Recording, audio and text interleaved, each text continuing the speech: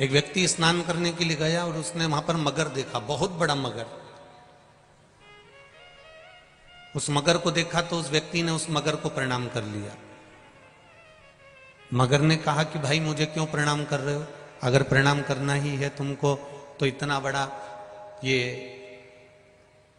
समुद्र नदी पड़ी हुई है, जिस नदी में मैं रहता हूं इस नदी को प्रणाम कर लो, ये मुझसे बड़ी है। मगर बोला। व्यक्ति ने उस नदी को प्रणाम कर लिया। नदी बोली मुझे काय को प्रणाम कर रहे हो? मुझसे बड़ा तो ये सागर है, ये समुद्र है, आप इसको प्रणाम करो। उसने सागर को प्रणाम कर लिया। सागर बोला कि मुझे क्यों प्रणाम कर रहे हो? मुझसे बड़ा तो आकाश है, आकाश को प्रणाम कर लो। उसने आकाश को प्रणाम कर लिया। आकाश बोला मुझे क्यों प्रणाम करते हो? अगर प्रणाम करना ही है तो महादेव को प्रणाम कर लो। उसने महादेव को प्रणाम कर लिया। महादेव बोले मुझे क्यों प्रणाम करता है? अगर प्रणाम करना ही है तो मैं तो भक्तों के दिल में निवास करता हूं, तो उनको प्रणाम कर ले, मुझे प्रणाम करना बराबर है। यहां जितने भी आते हैं ये शिव भक्त हैं, अड़भंगे हैं। ये इनको ना तो कोई धन का लोभ है, ना इनको कोई आसक्ति है, और ना कोई इनको यहां से, हमारे पास तो ऐसी कोई बेल भभूति भी नहीं है, ना कोई हमको जादू टोना आता है, ना हमको कोई मंत्र तंत्र आता है कि हम आपको दे देंगे। हमारे पास कुछ भी नहीं है। केवल ये शिव महापुराण की कथा है, शंकर जी का नाम है, भगवान का भजन है, और केवल उसका स्मरण, उसके सिवाय कुछ भी नहीं। कोई ये विचार में मत रहना कि सियोर वाला महाराज कोई भभूति दे देगा, कोई बेल दे देगा, कोई सामान दे देगा। इसीलिए तो हम मिलते भी नहीं है, क्योंकि हमारे पास कुछ है ही नहीं, तो मिलके हम आपको देंगे क्या? जो कुछ आपको मिल रहा है, जो कुछ भी आपको प्राप्त हो रहा है, वो आपके कर्मों के फल से प्राप्त हो रहा है।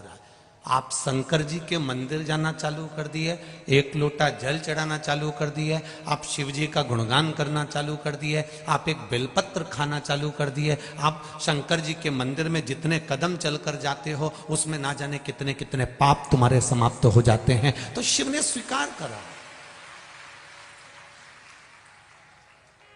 मंदिर में, कथा स्थल पर, गंगा के घाट पर, संपूर्ण ब्रह्मांड में देखना, रोडों पर, डाकघर के सामने पेटी बनी होती है जिसको पत्र पेटी कहा जाता है। बोलो सही है कि गलत है? उसमें क्या डाले जाते हैं? बोलो बोलो, जम के बोलो। पत्र डाले जाते हैं। कथा में अगर कहीं लगी होंगी तो दान पेटी लगी होंगी, उसमें क्या डाला जाता है? जम के बोलो जरा। दान डाला जाता है। मंदिर जाओगे तो वहां भी दान पेटी मिल सकती है, गंगा के घाट जाओगे तो वहां भी मिल सकती है। तुम्हारे घर में भी एक पेटी होती है, कपड़े की पेटी, रकम की पेटी। पर तुमने कभी किसी जगह पर ऐसी कोई पेटी देखी है जिस पेटी पर लिखा हो पाप की पेटी, जिसमें पाप दान किया जाता हो, पाप छोड़ा जाता हो, पाप को रखा जाता हो? वो पाप की पेटी पूरे ब्रह्मांड में कहीं घूमकर आना, वो कहीं नहीं मिलेगी। दान पेटी मिल जाएगी, वस्त्र पेटी मिल जाएगी, रकम की पेटी मिल जाएगी, पत्र पेटी मिल जाएगी, गौचारे की पेटी मिल जाएगी, दान पेटी मिल जाएगी, शिकायत पेटी मिल जाएगी, और बहुत कुछ पेटियां मिल जाएंगी, पर पाप को रखने वाली पेटी नहीं मिलेगी। वो पाप को रखने की पेटी केवल 3 जगह है।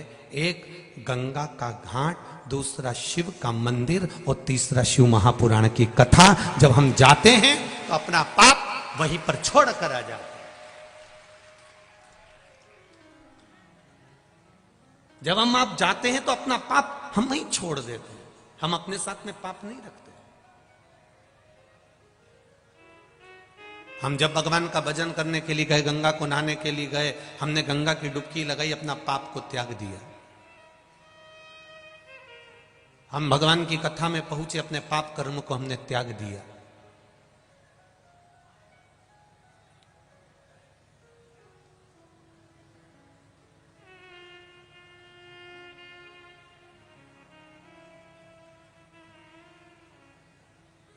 इतने सारे कल्याणपुर में रहते होंगे, इतने सारे कानपुर में रहते होंगे, ढेर भरे हैं कानपुर में भी। ये 2-3 लाख ही हैं बस। अरे बोलो तो जम के, और भी तो होंगे, पर ये 2-1 लाख लोग यहाँ आए हैं, 2-2.5 लाख लोग यहाँ आए, बाकी के तो कोई आए नहीं कथा सुनने के लिए। तो ऐसा है कि वोट डालने का अधिकार 18 वर्ष से ऊपर की आयु वालों को होता है, उसी तरह भगवान की कथा सुनने का अधिकार भी भगवान के भक्त को ही होता है।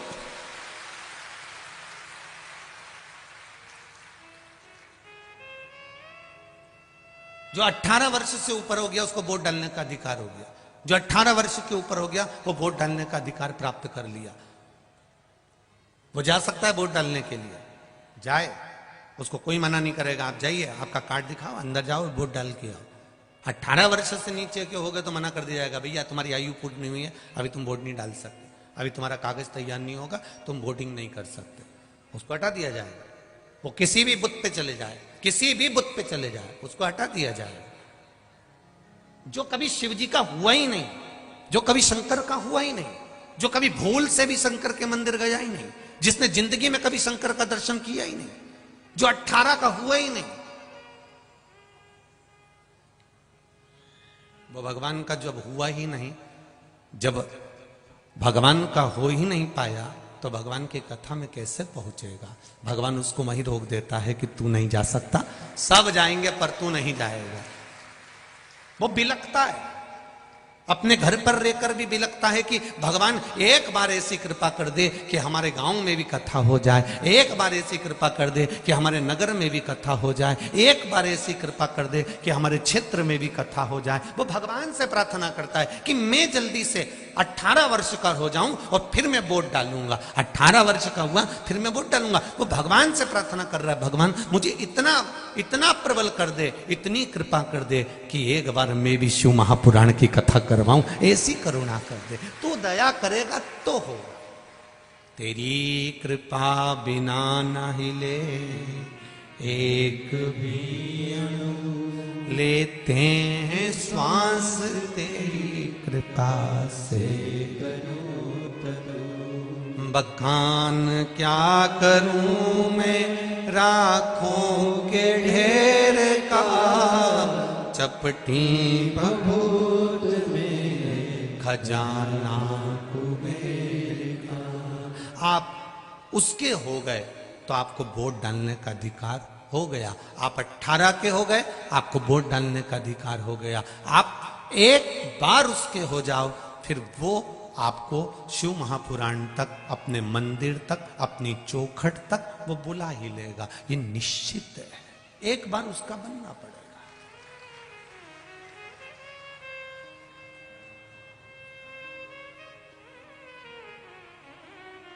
हम जब उसके बन जाएंगे तो जिंदगी की सार्थकता अपने आप प्राप्त हो जाएगी। हम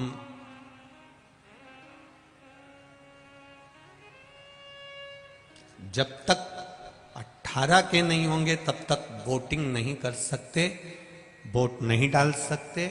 उसी तरह हमारे भीतर जब तक थोड़ी सी भक्ति, ज्यादा नहीं, थोड़ी सी, 24 घंटे माला पकड़ के बैठना भी नहीं, 24 घंटे आप तप करने बैठ भी नहीं सकते, 24 घंटे आप गंगा के घाट पर बैठकर समाधि लगा भी नहीं सकते। जो अपने से बने वैसा करो, ज्यादा ढोंग प्रपंच करने की जरूरत नहीं है कि हम तुमसे कह दें कि तुम तो मंदिर में जाके बैठ जाओ, उन्हें गंगा के घाट जाके बैठ जाओ। हम ये भी नहीं किए कभी तुमसे कि तुम मंदिर में 2 घंटा बैठो, कभी किया? इस व्यासपीठ से कभी इतनी कथाएं करी हैं, उस कथाओं में कहीं आपसे कह दिया हो कि मंदिर में जाके बैठ जाना, 2 घंटा वहीं बैठी रहना, आना मती, मंदिर के अंदर जाकर बैठ जाना, गंगा के घाट पे जाके बैठ जाना, कभी नहीं किया। जितनी तुम्हारी शरीर की कैपेसिटी है, जितना तुम भजन कर सकते हो, ये भी भगवान नहीं कहता कि तुम 24 घंटा भजन करो। यहां तो शास्त्र कह रहा है कि 24 घंटा भजन नहीं कर सकते तो कम से कम 12 घंटा करो। 12 घंटा नहीं कर सकते तो 6 घंटा करो। 6 घंटा भजन नहीं कर सकते तो 3 घंटा, बोलते जाओ जरा, करो। 3 घंटा नहीं कर सकते तो 1.5 घंटा करो। 1.5 घंटा नहीं कर सकते तो कम से कम 1 घंटा करो। 1 घंटा भजन नहीं कर सकते तो आधा घंटा करो। आधा घंटा नहीं कर सकते तो 15 मिनट करो। 15 मिनट नहीं कर सकते तो 5 मिनट करो। 5 मिनट भजन नहीं कर सकते तो 1 मिनट करो। 1 मिनट भी भजन नहीं कर सकते तो चुल्लू पानी में डूब मत। उसने 1 मिनट भी अगर परमात्मा के लिए नहीं निकाला तो फिर चुल्लू पर पानी में डूब के मरने के सिवाय कोई साधन है नहीं। फिर जी के करोगे क्या?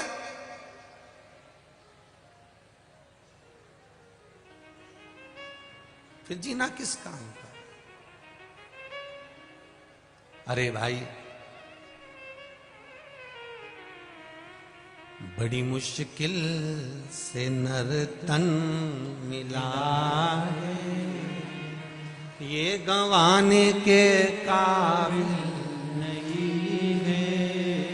ध्यान हरि का हृदय से न भूलो, ये भुलाने के काबिल नहीं है। बैठ जाओ, अभी हम गा नहीं रहे हैं। हाँ बैठ जाओ। बस थोड़ा सा बोला कि तुम तो ऐसे तैयार होते हो जैसे युद्ध लड़ने जा रहे हो, तुरंत तैयार। हेरे भगवान, वास्तव में इसका नाम कल्याणपुरी है, पक्का हो गया। तुरंत तैयार, बस एक लाइन गाई दी और ये और तैयार हो, तुरंत तैयार। भोलेनाथ की बलिहारी और जब देखो जब कानपुर वालों की तैयारी है? जब देखो जब तैयार, तुरंत। पर कुछ भी कहो, कानपुर कानपुर है, इसका आनंद आनंद है, मस्त आनंद। इसकी मस्ती में रहते हैं कानपुर के लोग। बड़ी अलमस्तता है आप लोगों के भीतर। भजन के प्रति भाव, कथा के प्रति जागरूकता, भजन के प्रति जागरूकता और भगवान की अविरल भक्ति। ये आपका विश्वास है, ये आपका भरोसा, ये आपकी दृढ़ता। और ये भरोसा जब ही तो ये एक पत्र में किसी ने कहा है,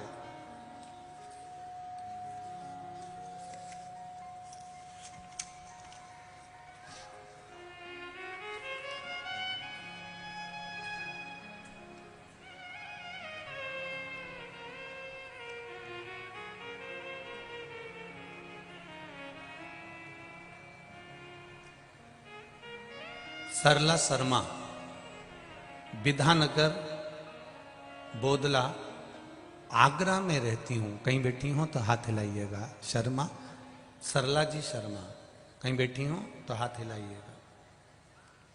जहां कहीं बैठी हो, सरला जी शर्मा, जहां बैठी हो हाथ अवश्य हिलाइएगा। मैं विधानगर बोदला आगरा में रहती हूँ। गुरुजी, मुझे ब्रेस्ट कैंसर हो गया था। मैंने उसका ऑपरेशन सितंबर के महीने में 2021 में करा लिया था। फिर दोबारा से अल्ट्रासाउंड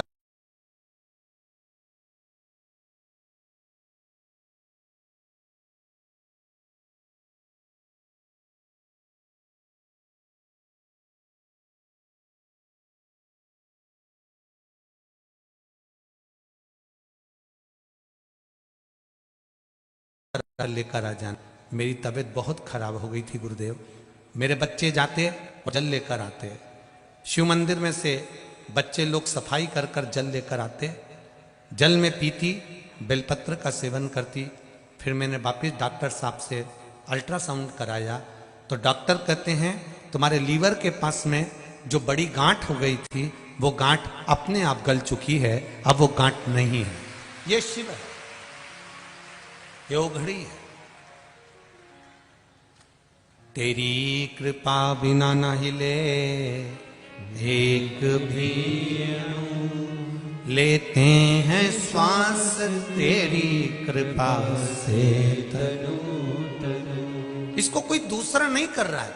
आपकी अविरल भक्ति, आपका विश्वास, आपकी दृढ़ता, आपका शिव मंदिर में जाना, शंकर भगवान का गुणगान करना, शिव मंदिर में जाकर भजन करना, शिव मंदिर में जाकर एक लोटा जल समर्पित कर लो। ये भक्ति के बल पे मिला, कोई दूसरा नहीं दे सकता। तो जितने भी कथा को सुनने के लिए आए हैं, जितने लोग आस्था चैनल पर कथा सुन रहे हैं, जितने लोग फेसबुक पर कथा सुन रहे हैं, जितने लोग यूट्यूब पर कथा सुन रहे हैं, वो अपने स्मरण में रखें, ध्यान में रखें एक बात, कि आप शिवजी की कथा सुनने में अगर लगे हो तो समझ लेना कि आप 18 के पार मतलब भगवान के हो चुके हो। इसलिए भगवान ने तुम्हें अपने से लगाकर रखा, तुम्हें भगवान ने अपना बनाकर रखा है, शिव जी ने अपना बनाया है तुमको। कई भगवान के नजदीक होने के बाद भी भगवान के नहीं हो पाते।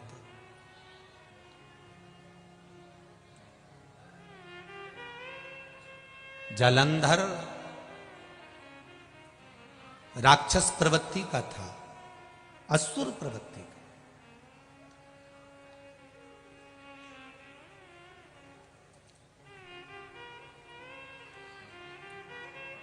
वृंदा के साथ में उसका विवाह हुआ।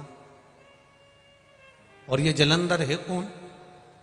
जब भगवान शिव जी को क्रोध आया, भगवान शंकर को बहुत तेज क्रोध आया, तो शिव जी ने अवधूतेश्वर रूप धारण कर लिया। भगवान शंकर का जो अवधूत रूप हुआ, उस रूप को ब्रह्मा जी ने शंकर भगवान के क्रोध को ले जाकर समुद्र में डाल दिया। समुद्र में डालते से एक बालक ने जन्म लिया जिसका नाम जलंधर हुआ। जलंधर ने जन्म लेने के बाद में तब साधना भी करी, सब कुछ किया, भगवान का वर भी पाया, पर उसका जो चित्त था, उसका जो मन था, उसका जो हृदय था, उस जलंधर का, वो वृंदा की ओर आ गया था। और वृंदा कौन थी? असुर की बेटी थी, राक्षस की बेटी। पर वृंदा का जो भाव था वो भगवत भजन में था, उसको कुछ गलत अच्छा लगता ही नहीं। उसकी चित्तवृत्ति में केवल परमात्मा थे, उसकी चित्तवृत्ति में कोई दूसरा था ही नहीं।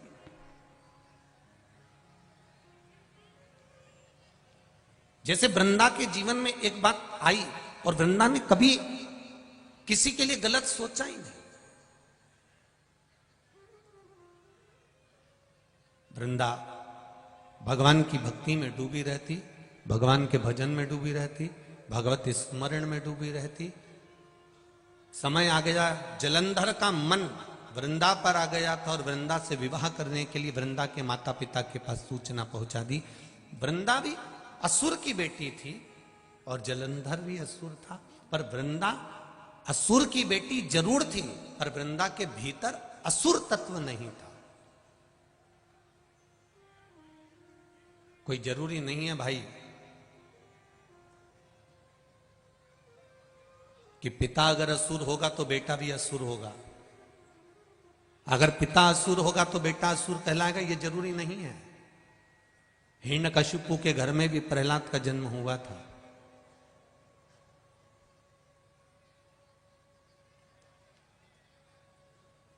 धधकता हुआ खंबा, इतना गरम खंबा जिसमें से आग निकल रही थी और खंबा एकदम लाल हो रहा था।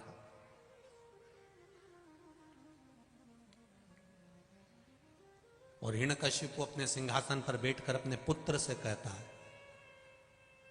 क्या इसमें तुम्हारा भगवान है?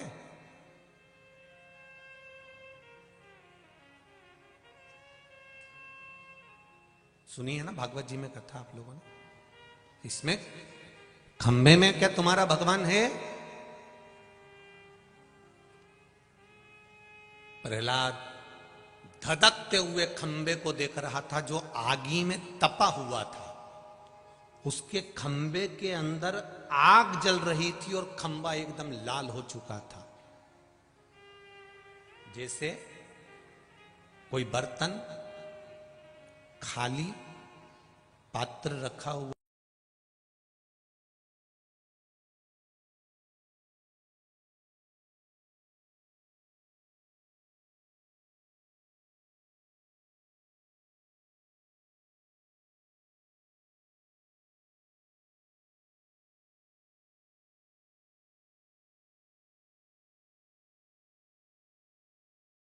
गले लग लो, एक बार अपने भगवान से जरा गले तो मिल लो।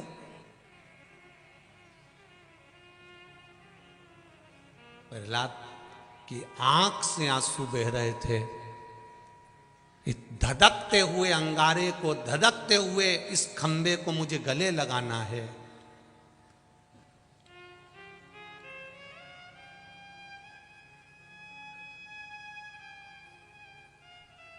प्रहलाद के स्मरण में आया,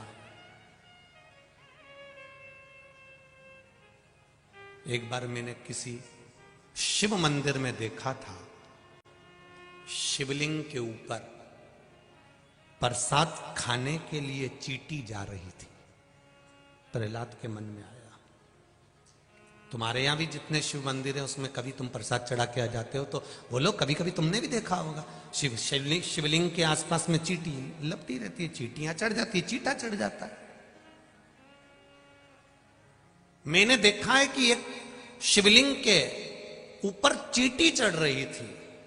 आज मुझे यह खंबा कम नजर आ रहा है, आज मुझे शिवलिंग नजर आ रहा है, पर वो चींटी तो नजर ही नहीं आ रही जो शिवलिंग पर चढ़ रही थी। वो चींटी नहीं दिख, वो चींटी मुझे नजर नहीं आ रही है कि वो चींटी गई कहां है। लोग गए, ये नहीं गई, सारे लोग वापिस आ गए। ये बाथरूम गई थी नहाने, पांव फिसल गया, निपट गई। मृत्यु मृत्यु है, 7 ताले में भी बंद हो जाओगे तो आएगी, ये निश्चित है। जन्म परमात्मा ने दे दिया है, शादी परमात्मा ने करा दी है, तो मृत्यु भी परमात्मा लिख कर भेजता है।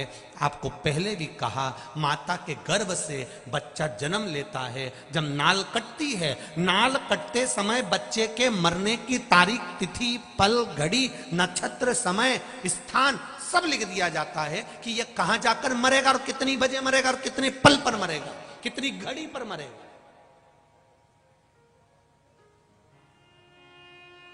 अब उस मरने वाले को ना तो सीहोर वाला महाराज बचा सकता है और ना कहीं का ऊपर से टपका हुआ भी बचा सकता है। लिख दिया तो लिख दिया, सीता जी का हरण होगा, मतलब हरण हुआ। क्यों हुआ? सीता जी कैद में क्यों पड़ी? एक चिड़िया को कैद में रखा था। कर्म के अनुसार भोग तो भोगना पड़ेगा, ये संसार का कोई व्यक्ति नहीं बचा सकता। हाँ, तो फिर गुरुजी कथा सुनने से क्या फायदा होता है? आप कहते हो कि बचा नहीं सकते, आप कहते हो तो बचाएगा कौन? जब द्रौपदी के चीर को दुशासन खींच रहा है, भरी सभा में नग्न किया जा रहा है, द्रौपदी अपने भीष्म पितामह से कहती है, तुम मेरे ससुर हो, तुम मेरे पितामह हो, तुम तो बोलो। नहीं बोलते। धृतराष्ट्र गांधारी कहते हैं हमारी आंख नहीं है। गुरु द्रोणाचार्य के सामने जाकर खड़ी हो जाती है, तुम मेरे गुरु हो, तुमसे मैंने गुरु मंत्र लिया है, तुम तो मेरे चीर को बचाओ। भगवान गुरुदेव भी मना कर देते हैं, मैं नहीं बचा सकता। पति साथ नहीं दे रहा है, गुरु साथ नहीं दे रहा है, सारे रिश्तेदार साथ नहीं दे रहा है। तब गुरु द्रोणाचार्य ने इशारा कर कर बुलाया, द्रौपदी मेरे पास में आ। द्रौपदी आकर बोली, गुरुजी क्या तुम मेरा साथ दोगे, मेरे चीर को बचाओगे? गुरुजी कहते हैं मैं तेरे चीर को नहीं बचा सकता, पर एक बात याद रखना द्रौपदी, मैंने गुरु मंत्र दिया था, गुरु तुझे नहीं बचाएगा, पर गुरुजी ने जो मंत्र दिया था वो मंत्र याद कर ले, वो तुझे बचा कर ले जाए। किसी गुरु के चक्कर में यह मत पड़ जाना तुम कि गुरुजी हमको पार लगा देंगे। नहीं साहब, गुरुजी पार नहीं लगाएंगे। गुरु का जो मंत्र तुमको मिला है उस मंत्र का जाप करो। राम, कृष्ण, शिव, भवानी, जो आपको मिला हुआ है उस मंत्र का स्मरण करो।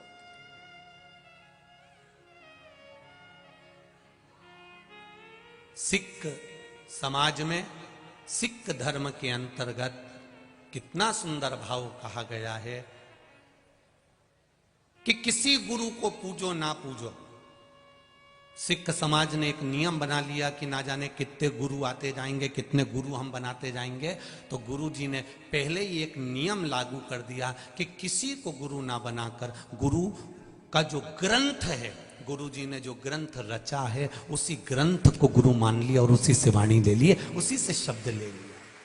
कहां चक्कर में पड़ रहे हो? क्यों जा रहे हो उधर उधर? भगवत भजन की ओर अग्रण्य हो। राम नाम, कृष्ण नाम, शिव नाम, गुरु नाम जो तुमने लिया उस मंत्र की ओर अग्रण्य हो। आज के जमाने में हम गुरु जी को पकड़ते हैं, गुरु जी हमको तार देंगे, गुरु जी हमको पार लगा देंगे, गुरु जी हमको ऐसा कर देंगे।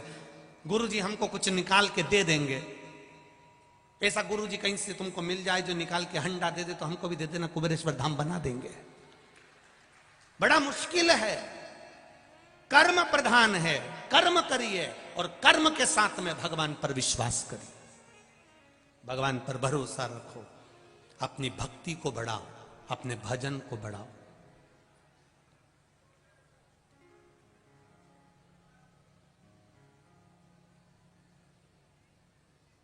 कई लोग कहते हैं गुरुजी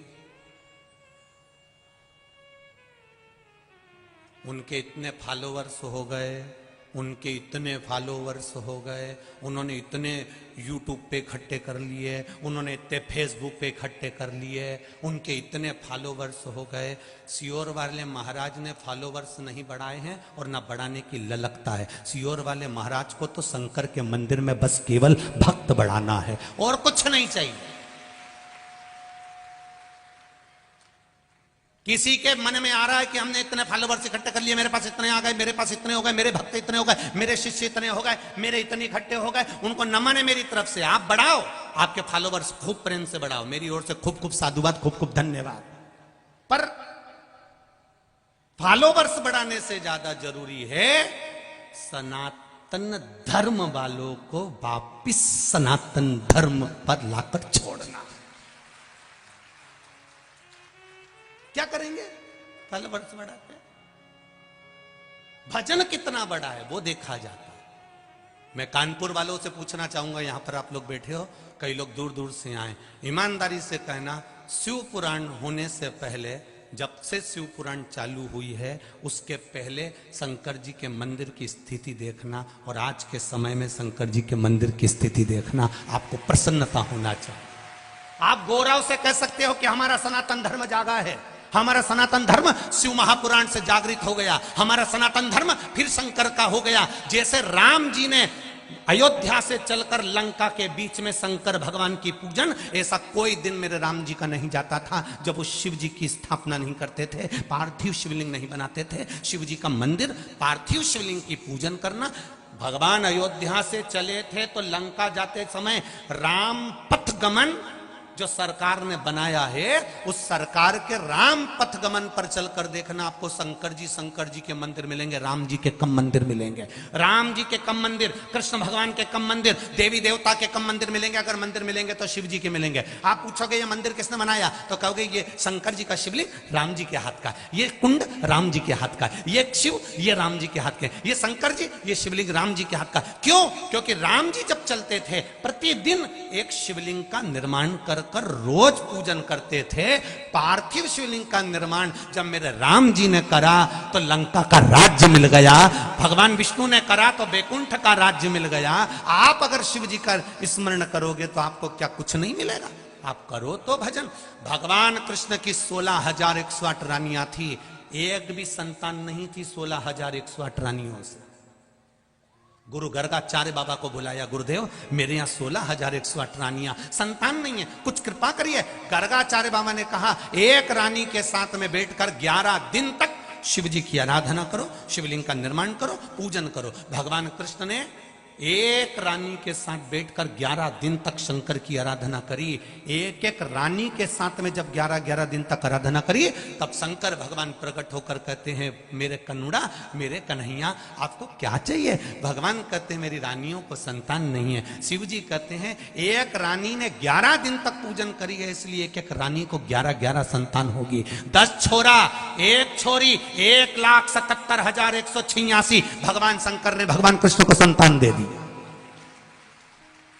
1,77,186 बच्चे भगवान कृष्ण के घर में हो गए। हर रानी से 11 बच्चे होते थे, 10 छोरा 1 छोरी भगवान शिव की कृपा से हो गए। तुम्हारे यहां संतान नहीं, जगत भर में रोती रहो, भगवान मैंने वहां से गोदी भरवा ली, मैंने वहां से ये करवा लिया। तुम शंकर के पास तो जाओ। जब भगवान कृष्ण शिव जी के पास गए तो उनकी रानियों को 11-11 हो गए, तो तुमको भगवान नहीं देगा?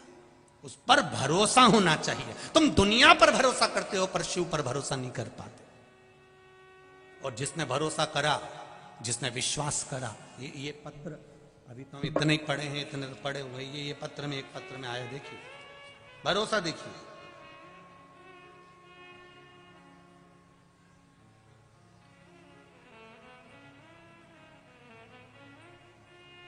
रंजना सिंह सनी गवा कानपुर से हैं। कहीं बैठी हो तो हाथ हिलाइएगा, कहीं बैठी हो तो हाथ हिलाइएगा।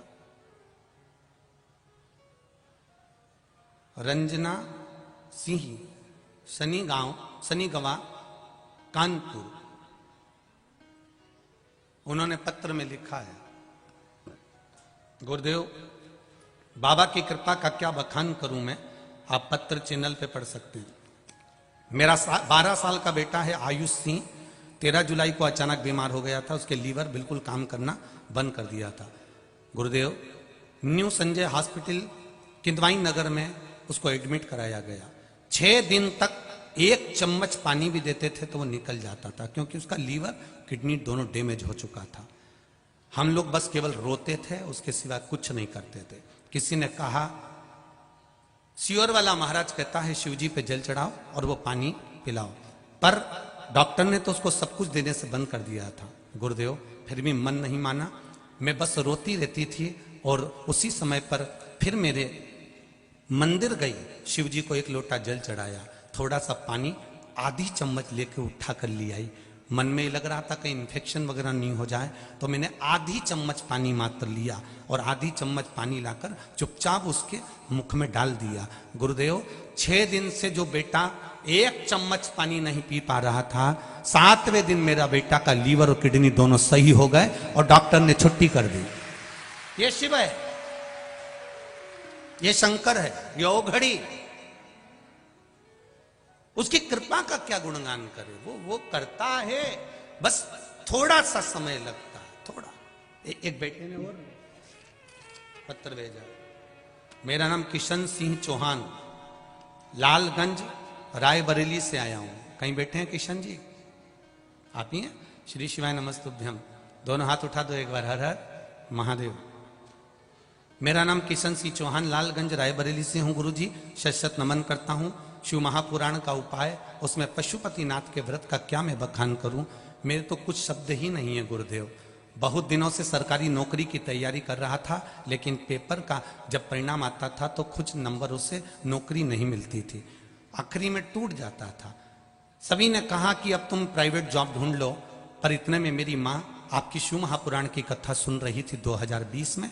उसने कह दिया कि क्यों चिंता करता है, एक बार सियोर वाला महाराज कहता है तो करके देखना, बेलपत्री पर शहद लगाकर शिव जी को चढ़ा और जल चढ़ाना चालू कर। गुरुदेव जब उत्तर प्रदेश में दरोगा की भर्ती आई तो मेरी माँ ने मुझे पशुपतिनाथ का व्रत करवा दिया। मैंने भी शिव जी का व्रत बड़े भाव से करना चालू करा और मुझे मेरे पशुपतिनाथ बाबा ने कृपा करी और पेपर में पास कर कर आज मुझे दरोगा की नौकरी दे दी। मैं बाबा को धोख लगाने आया हूं। ये शिव है। बैठिए, श्री शिवाय नमस्तुभ्यम। शंकर की उदारता किसको कहते हैं? शिव की करुणा किसको कहते हैं? शिव भक्ति किसको कहते हैं? आप उसकी चित्तवृत्ति में रमो तो।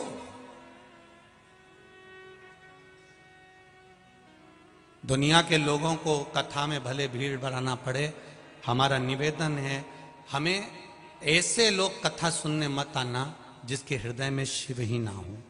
वैसे तो मेरा विश्वास कहता है कि इतनी दूर चलकर 50 रुपए 100 रुपए खर्च कर कर वही आता है जिसको मेरा महादेव उसके हृदय में बैठा रहता। कौन 100 रुपए खर्च कर कर यहाँ आएगा? यहाँ ऑटो मिलते नहीं, रिक्शे मिलते नहीं, जाने में कितनी, हमने कल जाते जाते देखा एक बस के अंदर इतने सारे भरे थे भगवान।